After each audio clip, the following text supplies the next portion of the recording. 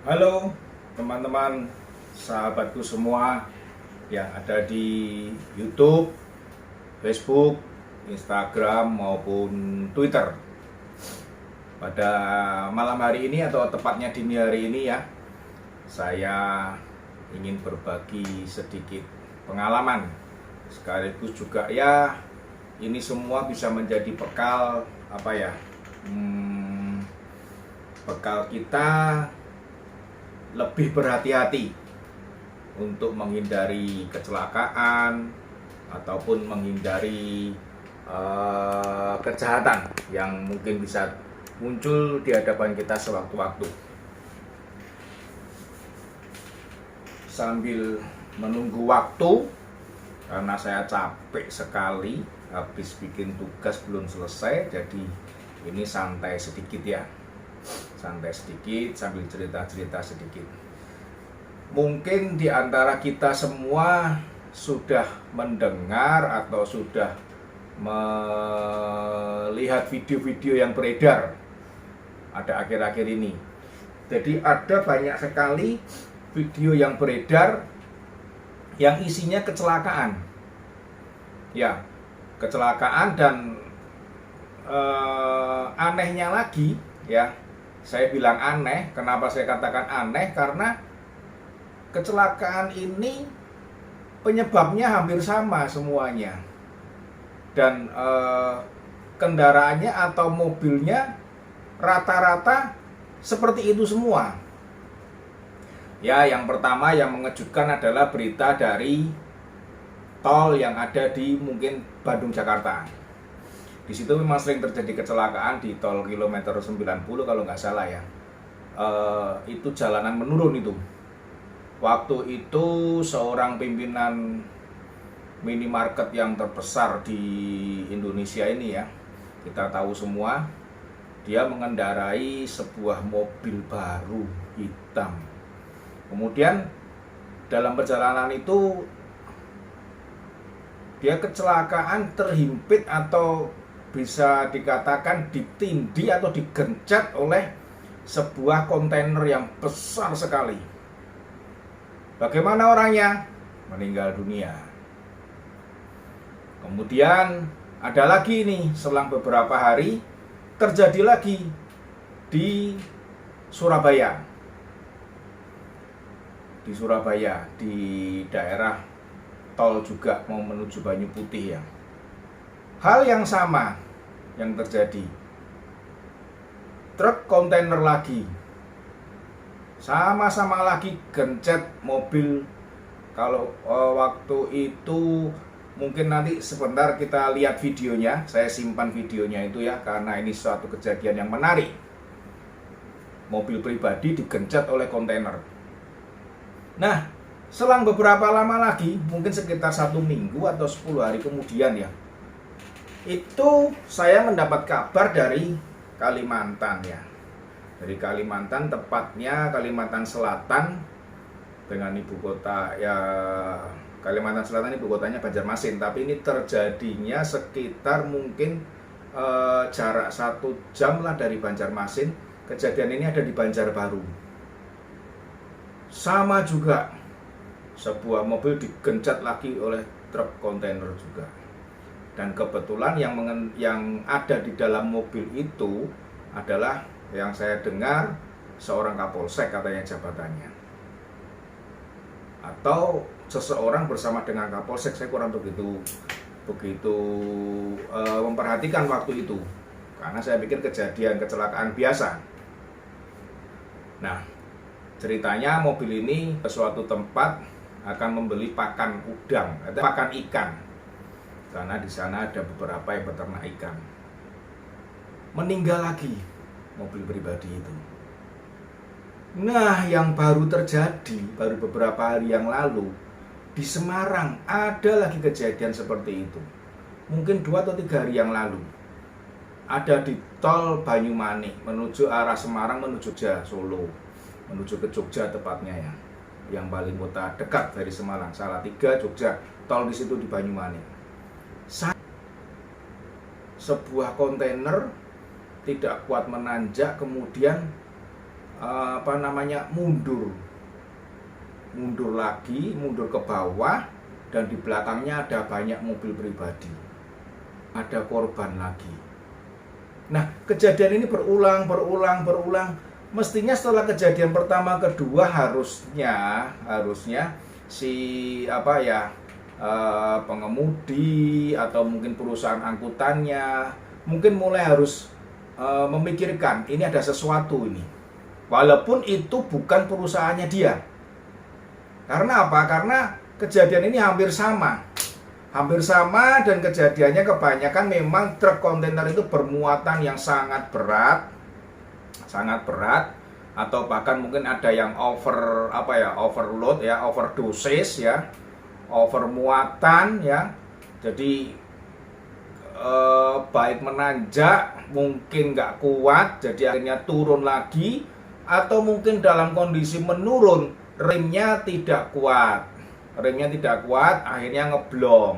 Ada yang mungkin remnya terbakar, kampasnya, bisa terjadi seperti itu kalau muatan berlebihan. Nah, hal-hal seperti ini menjadikan kita harusnya semakin waspada. Karena apa? Karena kejadian-kejadian seperti ini bukan hanya pengusaha dari angkutan saja yang dirugikan, tetapi banyak orang yang dirugikan, termasuk mereka yang menggunakan jasa angkutan itu. Mungkin barang yang dikirim nggak sampai-sampai karena terpaksa truknya harus dikandang dulu di kantor polisi. Ya. Kedua yang dirugikan adalah si pengendara atau driver atau sopir dari truk kontainer itu. Ya kalau kecelakaannya ringan, nah ini sampai meninggal, otomatis driver harus bertanggung jawab juga. Nah, oke lah, itu semua bisa diselesaikan dengan uang, bisa diganti, bisa apa dan segala macam. Tapi coba diingat, bagi mereka keluarganya yang meninggal itu menyisakan satu kepedihan yang luar biasa. Ya, satu kekecewaan, kesedihan yang sangat-sangat dalam. Nah, teman-temanku semua, ya bagi pendengar melihat video ini ya, mungkin Anda sopir, mungkin Anda sering berkendara keluar kota dengan menggunakan mobil pribadi, mungkin Anda perusahaan angkutan, ayolah kita sama-sama jaga. Jangan sampai ada kejadian-kejadian yang serupa. Ini aneh, 4 kejadian dalam waktu yang hampir bersamaan. Kalau saya tidak salah ingat mungkin dalam 1 bulan ini ya, di bulan-bulan September akhir sampai dengan Oktober ini ya. Jadi hanya berselang 1 bulan itu 4 kali kecelakaan yang serupa terjadi. Untuk perusahaan angkutan, cobalah janganlah Anda istilahnya membuat muatan truk Anda itu berlebihan. Dari sisi ekonomis mungkin Anda akan merasa diuntungkan karena kapasitasnya bisa dimaksimalkan semaksimal mungkin. Ya, tetapi coba Anda hitung. Selisih Anda memaksimalkan kapasitas tersebut, selisih ongkos angkutnya itu dibandingkan dengan jika terjadi kecelakaan seperti ini, kira-kira apakah selisih itu masih bisa membawa keuntungan untuk perusahaan Anda? Ya, itu yang pertama. Yang kedua, untuk sopir, untuk drivernya, mungkin Anda juga mulai harus berpikir ulang, berpikir lagi jika majikan Anda ingin memberikan muatan yang berlebihan. Ya, mungkin dengan tips-tips tertentu, jika Anda bisa bawa ini semua, maka bonus kamu akan bertambah. Jika Anda bisa bawa ini semua, mungkin Anda akan lebih cepat selesai bekerjanya dan bisa beristirahat kalau tidak perlu berulang-ulang kali mengirimnya. Tetapi ingat, kalau sampai terjadi seperti itu kecelakaan, bukan hanya majikan Anda yang dirugikan, Anda sendiri dirugikan. Terutama keluarga Anda yang di rumah. Yang di Bandung sopirnya lari. Apakah dengan lari kemudian bisa selesai masalah itu? Enggak. Satu ketika pasti dia akan ketangkep juga. Ya, lari pun dia dalam kondisi yang ketakutan. karena kecelakaan yang seperti sampai dengan membawa korban jiwa. Ya. Nah, pesan saya juga untuk teman-teman yang memiliki mobil pribadi, mungkin ada baiknya kalau kita lebih berhati-hati pada saat kita di jalan raya bertemu dengan mobil-mobil besar seperti itu. Ya, jika Anda ingin mendahului, nyalip, ya cepatlah. Jangan menunggu, karena kadang-kadang menunggu. Dan kadang kalau sudah berada di tengah-tengah truk itu kadang dengan kondisi itu kecepatan Anda bukan ditambah tapi tetap distabilkan seperti itu. Nah, itu yang kadang-kadang berbahaya. Kalau Anda sudah menyalip, udahlah, jangan tanggung-tanggung. Atau jangan berdekatan dengan mobil-mobil besar seperti itu.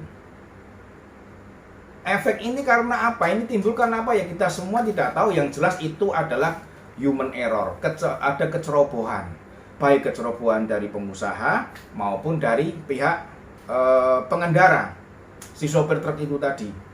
Ya mungkin karena berbulan-bulan tidak ada pengiriman yang tidak ada perekonomian ini berhenti ya, karena adanya kemarin lockdown itu ya. Kemudian dengan sepinya perekonomian, perdagangan sepi, jadi pengiriman tertunda. Nah, begitu ini sudah dibuka oleh pemerintah, langsung brol semua, sudah nggak ada pikir panjang lagi. Mumpung kesempatan ada order banyak, mungkin seperti itu ya.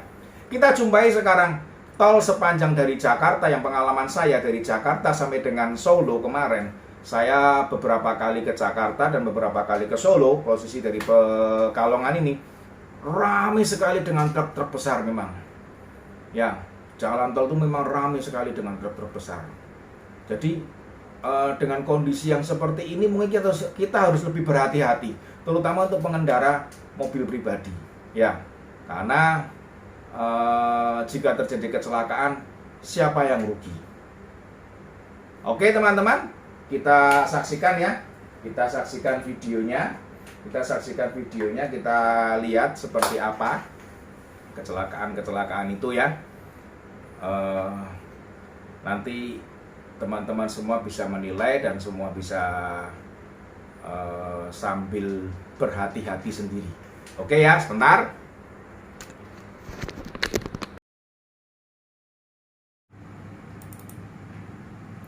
Kita lihat. Nah, ini ya.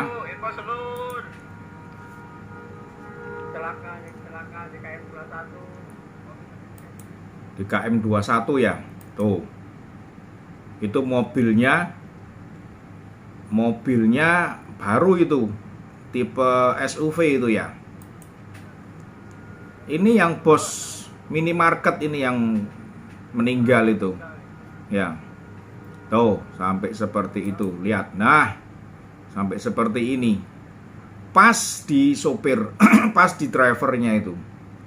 Jadi pasti nggak ketulungan dah tuh. Ya. Nih. Nih. Yang punya kontainer kabur tuh, sopirnya kabur kalau udah begini. Mau kabur mau kemana? Tetap aja pasti nanti Anda harus bertanggung jawab ya. Tuh sampai lepas ya, terpisah tuh antara kontainer dengan ini kontainernya ya, dan ini rangkanya sasisnya truk ini ya, sasisnya truk ya, sasisnya kendaraan.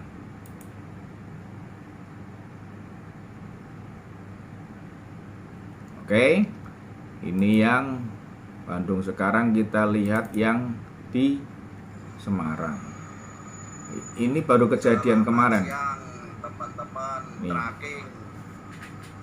Ada laka di tol Banyumanik, kontainer arah Banyumanik dari Semarang tidak kuat nanjak, mundur. Ya. Kontainer dari arah Banyumanik Semarang tidak kuat nanjak, arah dari Semarang tidak kuat nanjak, akhirnya mundur. Nabrak mobil pribadi plat hitam, armada 1886 AC. Milik siapa ya? Milik siapa?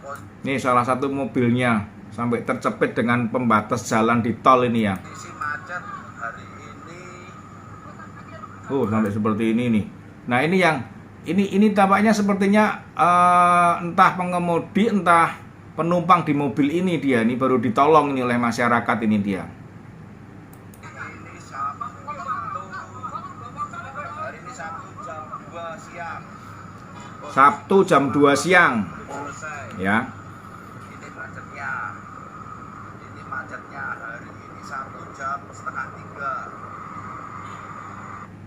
Nah, kemudian satu lagi yang ada di Surabaya.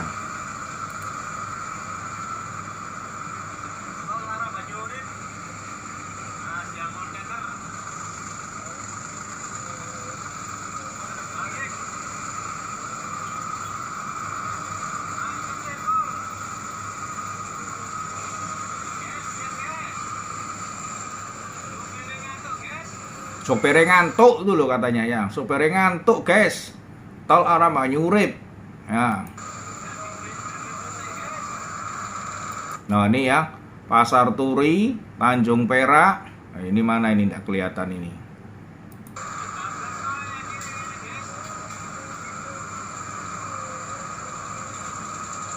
Kita lihat ya nanti ini truknya seperti apa. Dan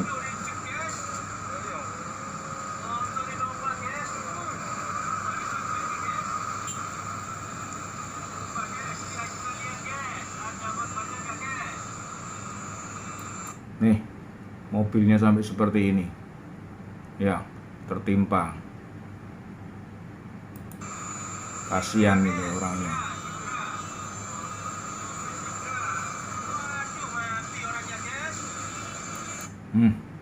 Sampai seperti ini nih. Nih. Daihatsu Sigra. Habis ini. Kabinnya habis ini. Rata sama kap mesin mungkin. Waduh, masih orangnya di dalam.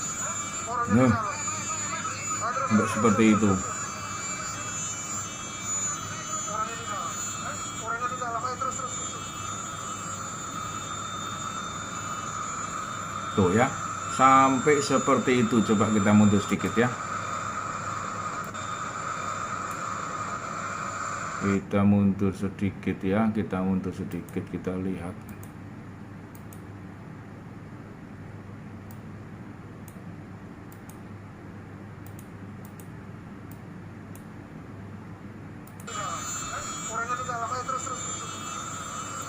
Nah, nih.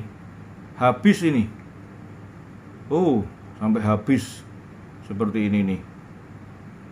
Ya.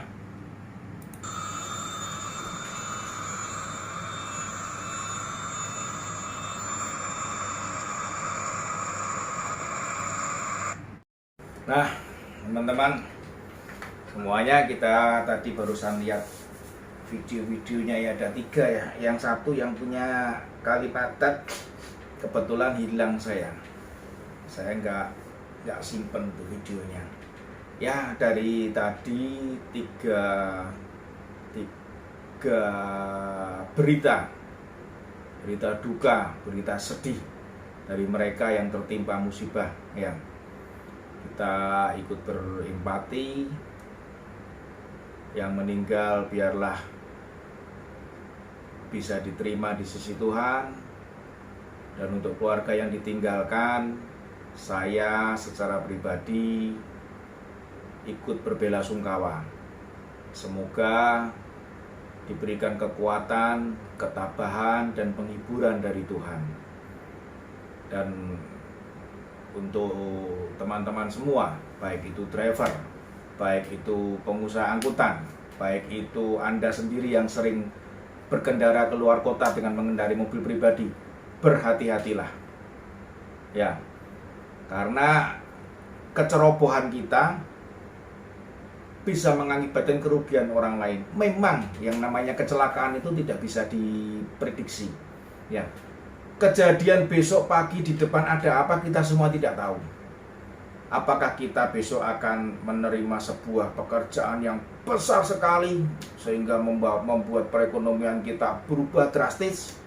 Ataukah besok kita akan menerima kabar sedih, anggota keluarga kita ada yang sakit atau meninggal, atau ada berita yang lain, atau ada kejadian yang lain? Kita semua nggak tahu. Kita semua tidak tahu apa yang terjadi di depan. Semua adalah pemenang dan semua ada di dalam kuasa Tuhan. Tetapi satu hal yang penting kita ingat-ingat, yang penting kita perhatikan, berhati-hati sendiri. Ya, karena jika kita ceroboh, jika kita istilahnya tidak berhati-hati sendiri, mungkin kecerobohan kita itu kita anggap ini sudah biasa, tapi ternyata bisa mencelakai orang lain, bisa menimbulkan kesedihan yang luar biasa bagi orang lain. Anda bayangkan itu, 4 mobil pribadi yang rata-rata kebanyakan ada yang meninggal di situ. Anda bayangkan bagaimana jika itu menimpa diri Anda. Bagaimana jika ternyata itu adalah keluarga Anda, saudara Anda, orang tua Anda, atau anak Anda. Bayangkan sendiri. Untuk pengusaha angkutan, untuk sopir truknya, pikir sendiri, pikiran dewe. Kalau ternyata itu adalah keluargamu, tapi karena Anda mengejar keuntungan, Anda mencari maksimal untuk mengejar kuantitas daripada angkutan Anda, ternyata itu merugikan sampai seperti itu, dan itu adalah keluarga Anda sendiri. Bagaimana dengan Anda? Ya, mungkin ini bukan kecerobohan Anda, tapi paling tidak ayo cek semua kondisi mobil Anda. Semua armada angkutan semuanya cek semua, karena dengan perubahan perekonomian sekarang yang mulai menanjak setelah kemarin drop jauh sekali, dan ini mulai ada terus penjualan, perdagangan mulai berjalan, otomatis angkutan akan berjalan lagi. Cek mulai dari rem, kampas kopling, ya, mungkin juga saringan solar juga bisa mengganggu, ya, mungkin lampu sen, klakson, ban, atau as roda. Yang sering terjadi kadang-kadang truk itu tiba-tiba as rodanya patah di tengah jalan. Ya, coba mulai dikontrol. Pesan ini saya sampaikan karena saya peduli terhadap kita semua, peduli terhadap untuk keluarga-keluarga kita yang ada di rumah pada saat kita keluar kota, peduli juga akan diri saya sendiri karena saya sering keluar kota. Lah nek aku keluar kota tiba-tiba ada truk yang seperti itu, aciloko aku nih. Ya. Ayo kita sama-sama, dan juga untuk semua pengemudi baik itu mobil pribadi juga berhati-hatilah. Jaga jarak aman, kalau menyalip juga lihat situasi, betul-betul aman, langsung bus, sikat, habis, selesaikan. Ya, jangan kondisi di depan ada banyak kendaraan, Anda nyalip dan ternyata harus berhenti di tengah-tengah mobil, dan nyalip juga jangan ikut-ikutan orang. Ya, cari posisi. Pada saat Anda menyalip, pada saat Anda akan mendahului, cari posisi yang tepat. Ya, jangan Anda di depan Anda, mobil di depan Anda itu mendahului mobil di depannya, kemudian Anda ikut di belakangnya. Jangan seperti itu, berbahaya. Karena kalau depan tiba-tiba ada kondisi yang berbahaya atau jalan berlubang, dia ngerem, Anda langsung bres. Ya, cari posisi yang aman kalau Anda ingin menyalip. Ya, dan juga mungkin juga kesalahan juga belum tentu 100% dari truk atau dari kendaraan umum atau dari kendaraan besar. Bisa juga dari mobil pribadi kesalahan itu juga timbul. Ya, kebut-kebutan di jalan. Ya, ban kempes nggak kekontrol. Ya, seperti itu. Ayo kita semuanya sama-sama saling berhati-hati. Ya. Nah, kemudian sahabat-sahabatku semuanya, saya akan bercerita satu pengalaman lagi, yaitu kemarin ya, baru 2-3 hari yang lalu saya ke sebuah minimarket. Kebetulan minimarket itu jarak kira-kira 100-150 meter dari rumah saya. Ya. Saya ke sana. Waktu saya mau sampai minimarket itu, mau masuk, dia depannya kan ada lahan parkir ya. Ada lahan parkir kira-kira berapa ya, 10 meter atau 7 meter lah ya, baru bangunan minimarketnya. Jadi depannya ada kosong, biasa dipakai untuk parkir sepeda motor atau ada yang berjualan juga di situ. Nah, pada saat saya mau masuk ke sana, pada saat saya mau masuk ke tempat parkiran itu, ada seorang anak kecil, paling umurnya 2 tahun, masih kecil, cewek. Dia bengong di depan.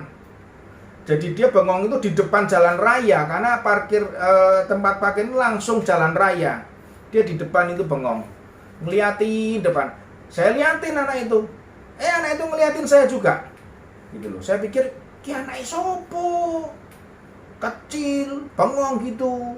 Saya heran, kanan kiri depan belakangnya nggak ada orang tuanya, dia sendirian.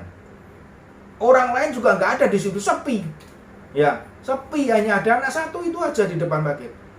Ternyata jarak sekitar 3 meteran ya, atau 4 meter, 3 meter. Di situ ada sepeda motor. Ada bapak-bapak yang duduk di motor itu.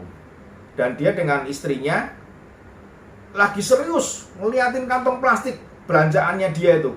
Ngeliatin kantong plastik serius itu, diliatin terus tunjuk-tunjuk apa gitulah. Mungkin karena dia banyak, belanjanya banyak. Jadi kalau ini digantung di, biasa sepeda motor kan ada gantungannya ya. Kalau digantung ke situ mungkin terlalu penuh, atau mungkin takut kantongnya pecah, barangnya jatuh. Jadi mereka serius sekali gitu. Saya liatin, oh ini bapak ini mungkin orang tuanya itu, atau ibu itu ibunya anak itu. Jadi saya refleks, saya tegur, Bu, anaknya siapa itu, Bu? Wah, langsung dia kaget, aduh ya. Berbalik dia lari, anaknya digandeng langsung. Teman-teman semua, coba Anda bayangkan, ya, hal seperti itu, kelalaian seperti itu berbahaya sekali. Karena ada 2 kemungkinan. Kemungkinan pertama, ada orang yang melakukan tindak kejahatan. Itu anaknya kecil, jaraknya sekitar 2 meter atau 3 meter itu, atau mungkin 4 meteran lah itu, agak lumayan juga, ya, 4 meteran gitu. Bapak sama ibunya lagi serius liatin kantong plastik, nggak ngeliat di depan sana. Nah, kalau anaknya diangkut orang, mau bisa apa mereka? Mau ngejer, nggak akan keburu. Karena apa? Karena mereka masih ribet, ibunya masih gendong anak kecil lagi. Ada satu anak, adiknya anak itu mungkin masih digendong sama ibunya ngeliatin barang itu sama bapaknya gini, terus tahu-tahu tiba lari sama orang. Mau bisa apa? Jangan-jangan malah nggak sadar dia pada saat mau jalan anaknya sudah nggak ada. Atau kemungkinan kedua, si anak itu lihat ke depan terus. Saya ada di depannya itu, saya liatin gitu. Dia lihat di depan tuh, dia lihat jalan raya. Nah, jalan itu kan banyak mobil atau sepeda motor yang lalu lalang, ya. Nah, kalau di depan ada sesuatu yang aneh, namanya anak kecil, dia kan selalu keingin tahuannya itu kan besar, ya. Ada sesuatu yang aneh, dia pasti datengin, dia pasti lihat, dan dia tidak akan berpikir bahwa menyeberang jalan atau lari ke jalan raya itu berbahaya. Nggak tahu, dia nggak ngerti. Taunya dia itu apa sih, datang dia mau ambil. Nah, saat dia ke sana tiba-tiba ada mobil atau sepeda motor yang lewat, selesai. Siapa yang salah? Pengendara mobil atau pengendara motor pasti disalahkan. Karena apa? Karena ada anak, dia nabrak.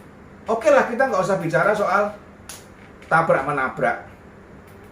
Tapi kita lihat, kalau sampai terjadi seperti itu, bagaimana jika Anda orang tuanya? Nah, ibu itu kaget setengah mati waktu saya tegur. Dan yang bikin saya jengkel, ada tukang parkirnya di situ. Tukang parkirnya nungguin mereka berdua. Saya nggak tahu apa yang ditunggu. Yang jelas, kenapa ditungguin? Ya setelah dia jalan pasti duit 1.000 rupiah. Tukang parkirnya itu saya heran. Makanya setelah bapak ibu itu dengan anaknya pergi keluar, saya tegur tuh tukang parkirnya. Lo sampean parkir jangan hanya mikir parkir untuk duit tok, Pak.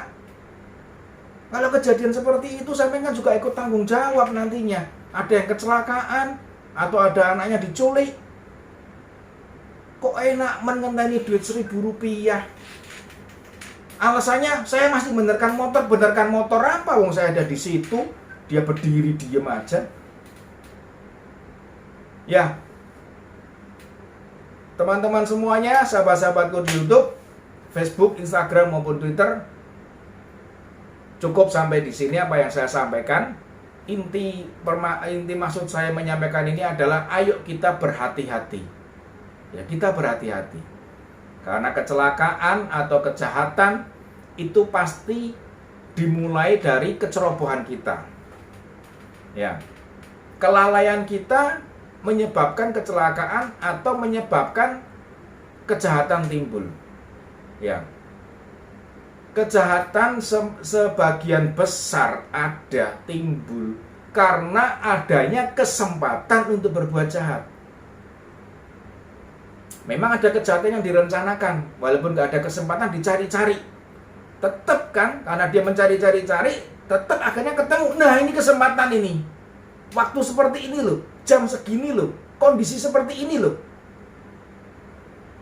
Ya, kejahatan timbul pasti adanya sebuah kesempatan.